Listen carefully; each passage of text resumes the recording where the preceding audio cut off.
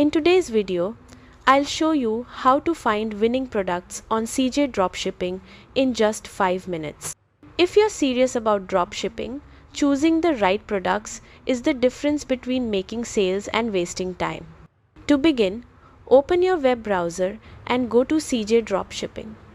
Once you're on the site, log into your account. If you don't have one yet, create a free account so you can access the marketplace and product insights. After logging in, head to the marketplace or trending products section. This area highlights products that are currently performing well across the platform. These are items that other sellers are actively listing and selling, making it a great place to spot potential winners. As you browse, pay close attention to the number of listings. Products with a high number of listings are usually in demand and already validated by the market. However, don't stop there. Click into the product and check whether it shows consistent sales activity, not just popularity. Next, always review the inventory levels.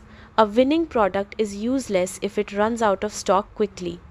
Make sure the supplier has enough inventory to handle increasing demand, especially if your product starts scaling.